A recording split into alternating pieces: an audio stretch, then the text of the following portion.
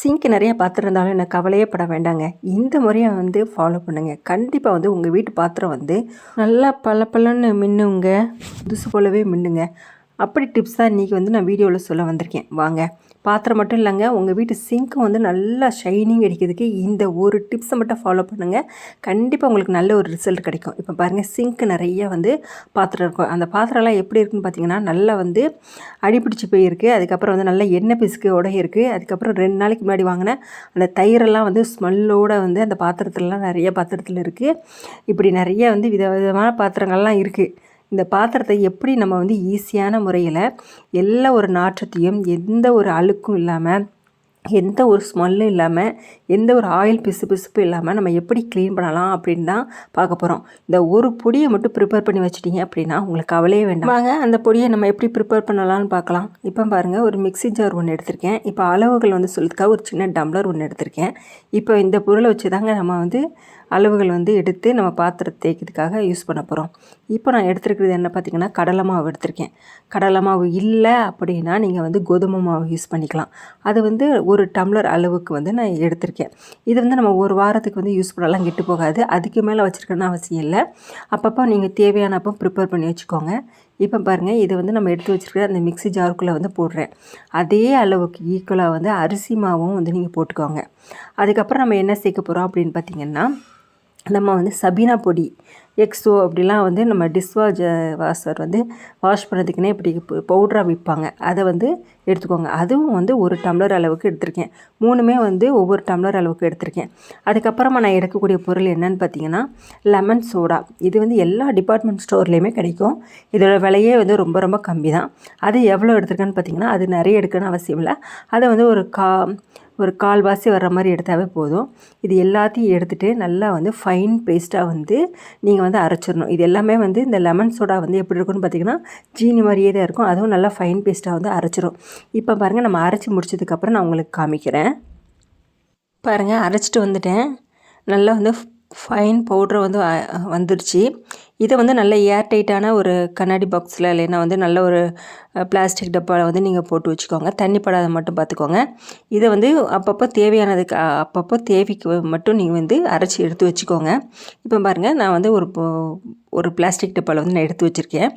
இப்போ வந்து இதிலிருந்து கொஞ்சோண்டு வந்து நம்ம பாத்திரம் விளக்கிறதுக்காக கொஞ்சம் எடுத்து வச்சுக்கலாம். பாருங்கள், நான் வந்து 1 ஸ்பூன் அளவுக்கு வந்து கொஞ்சோண்டு எடுத்து வச்சுருக்கேன். அதில் வந்து கொஞ்சோண்டு தண்ணியை வந்து மிக்ஸ் பண்ணிவிட்டு நம்ம இப்போ வந்து பாத்திரம் விளக்க வேண்டியதான். நம்ம இப்படி பாத்திரம் தேய்க்கிறதுனால அந்த பாத்திரத்தில் இருக்கிற எண்ணெய் பசை வந்து ஃபஸ்ட்டு வந்து நீங்கிரும்.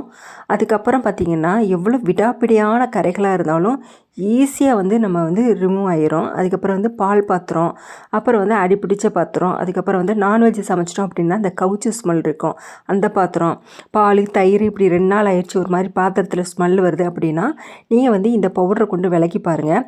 அந்த ஸ்மெல்லு சுத்தமாக இருக்காது. நீங்கள் இதே மாதிரி ரெகுலராக வந்து பாத்திரம் விளக்குனீங்க அப்படின்னா உங்களுடைய பாத்திரம் வந்து எவ்வளோ பழமையான வருஷக்கணக்கான உள்ள பாத்திரமாக இருந்தாலும் நல்ல புதுசு போலவே நீங்கள் மெயின்டைன் பண்ணலாம். பாத்திரம் வந்து யாராவது வீட்டுக்கு வந்தீங்க அப்படின்னா நல்ல பாத்திரம் வந்து நல்லா பளிச்சுன்னு இருக்கே, எதை வச்சு தேய்க்கிறீங்க அப்படின்னு கேட்பாங்க. கண்டிப்பாக வந்து இந்த டிப்ஸ் உங்களுக்கு பயனுள்ள டிப்ஸ் இருக்கும். இந்த பொடியை வச்சு நீங்கள் வந்து பாத்திரம் மட்டும் இல்லைங்க, நீங்கள் காப்பர், செம்பு, பித்தாளை, இப்படி எந்த விதமான பொருட்களாக இருந்தாலும், பாத்திரங்களாக இருந்தாலும் நீங்கள் வந்து இந்த பொருளை வச்சு தேய்ச்சிங்க அப்படின்னா நல்லா பளிச்சுன்னு இருக்கும். அதுக்கப்புறம் பார்த்திங்கன்னா, விளக்கு தேய்க்க போகிறீங்க அப்படின்னா இந்த பொடியை கொஞ்சோண்டு எடுத்துகிட்டு நீங்கள் விளக்கு தேய்ச்சிங்க அப்படின்னா விளக்கு சுத்தமாக பளிச்சுன்னு இருக்கும். பாருங்கள், இந்த பொடியை வச்சு நான் எல்லா பாத்திரத்தையும் வந்து நான் வந்து விளக்கி வந்து கழுவுறேன். ஒவ்வொரு பாத்திரமும் வந்து அவ்வளோ பளிச்சுன்னு இருக்கும். அதுக்கப்புறம் வந்து இந்த பொடியை வச்சு நீங்கள் வந்து பாத்திரம் மட்டும் இல்லைங்க, உங்கள் வீட்டு வந்து வாஷ் பேஷனை வந்து யூஸ் பண்ணதுக்கு, சிங்க் யூஸ் பண்ணதுக்கு, அப்புறம் வந்து கிளாஸ் ஐட்டம்ஸ் ஏதாவது இருந்தாலும் அதை வந்து யூஸ் பண்ணலாம். அதுக்கப்புறம் பார்த்திங்கன்னா, உங்களுக்கு கேஸ் ஸ்டவ்வை வந்து நீங்கள் வந்து ஸ்ப்ரே பண்ணி துடைக்கிற மாதிரி லிக்விட் தண்ணி ஊற்றி நீங்கள் துடைக்கலாம். இல்லைன்னா இந்த பொடியை போட்டு கூட துடைக்கலாம். அப்போ வந்து நீங்கள் உங்களுடைய எல்லா பொருட்களுமே நல்ல நீட்டாக பளிச்சுன்னு இருக்கும். காசே செலவு இல்லாமல் வீட்டில் கிடைக்கக்கூடிய பொருள் தான். இப்போ பாருங்கள், இந்த பாத்திரம்லாம் எவ்வளோ பளிச்சுன்னு இருக்குன்னு பாருங்கள். இப்போ பாருங்கள், நான் எல்லா பாத்திரத்தையும் விளக்கிட்டேன். இப்போ பாருங்கள், எவ்வளோ பளிச்சுன்னு சூப்பராக புதுசு போல் இருக்குது பார்த்தீங்களா? கண்டிப்பாக வந்து இந்த பொருளை வச்சு நீங்கள் ட்ரை பண்ணி நீங்கள் வந்து உங்களோட பாத்திரத்தை தேய்ச்சிங்க அப்படின்னா 100% சொல்கிறேன், ரெகுலராக தேய்க்க உங்களுடைய பாத்திரம் வந்து எந்த ஒரு ஸ்மெல்லும் இருக்காது. பாத்திரத்தோட தரம் வந்து நல்லா வந்து பளிச்சுன்னு புதுசு போலவே இருக்கும். அதுக்கப்புறம் பார்த்திங்கன்னா நம்ம பாத்திரத்தெல்லாம் விளக்கி முடிச்சதுக்கப்புறம் நம்மளுடைய சிங்கை வந்து க்ளீன் பண்ண போகிறீங்க அப்படின்னா நம்ம யூஸ் பண்ணுற இந்த இந்த கொஞ்சோண்டு வந்து இந்த பவுடரை எடுத்துகிட்டு நீங்கள் சிங்கை ஃபுல்லாக வந்து தேய்ச்சி விட்டு கழுவுனீங்க அப்படின்னா நல்லா சுத்தமாக வந்து மெயின்டைன் ஆகும். அதுக்கப்புறம் எந்த ஒரு சிங்குக்குள்ளே எந்த ஒரு ஸ்மெல்லும் வந்து நாற்றமும் எதுவுமே அடிக்காது. இந்த பொடியை கொண்டு நீங்கள் வந்து உங்களுடைய விளக்கு வந்து தேய்ச்சிங்க அப்படின்னா விளக்கு வந்து அவ்வளோ பளிச்சுன்னு இருக்கும். அதுக்கப்புறம் வந்து பித்தளை, அதுக்கப்புறம் செம்பு, அதுக்கப்புறம் காப்பர், இப்படி எந்த பொருளாக இருந்தாலும் சரி இந்த இந்த பொடியை கொஞ்சமாக தூவி நீங்கள் வந்து தேய்ச்சி பாருங்கள். அவ்வளோ வந்து நீட்டாக பளிச்சுன்னு இருக்கும். அதுக்கப்புறம் வந்து உங்களுடைய கேஸ் ஸ்டவ்வை வந்து க்ளீன் பண்ணலாம் இந்த பொருளை கொண்டு. அதுக்கப்புறம் உங்கள் வீட்டில் கிளாஸ் ஐட்டம்ஸ் எது இருந்தாலும் இந்த பொருளை கொண்டு நீங்கள் க்ளீன் பண்ணிங்க அப்படின்னா உங்களுடைய வந்து பொருட்கள் எல்லாமே நல்லா பளிச்சுன்னு இருக்கும். கண்டிப்பாக வந்து காசே செலவில்லாமல் ஒரு ஈஸியான வந்து வீட்டிலேயே கிடைக்கக்கூடிய பொருளை வச்சு நம்ம வந்து சூப்பரான ஒரு ப்ராடக்ட் வந்து நம்ம வந்து ரெடி பண்ணிட்டோம். கண்டிப்பாக ட்ரை பண்ணி பாருங்கள். இந்த வீடியோ வந்து உங்களுக்கு ரொம்ப ரொம்ப யூஸ்ஃபுல்லான வீடியோவாக இருக்கும். இந்த வீடியோ உங்களுக்கு பிடிச்சிருந்தா அப்படின்னா என்னுடைய சேனல் வந்து நீங்கள் லைக் பண்ணுங்கள், ஷேர் பண்ணுங்கள், கமெண்ட் பண்ணுங்கள், சப்ஸ்கிரைப் பண்ணுங்கள். இன்னும் நல்ல நல்ல வீடியோட உங்களை அடுத்தடுத்த வீடியோவில் வந்து மீட் பண்ணுறேன். பாருங்கள், இப்போ சிங்க் வந்து இவ்வளோ சுத்தமாக நீட்டாக இருக்குது பாருங்கள். ரொம்ப யூஸ்ஃபுல்லான டிப்ஸு. கண்டிப்பாக ட்ரை பண்ணி பாருங்கள். தேங்க்யூ ஃபார் வாட்சிங்.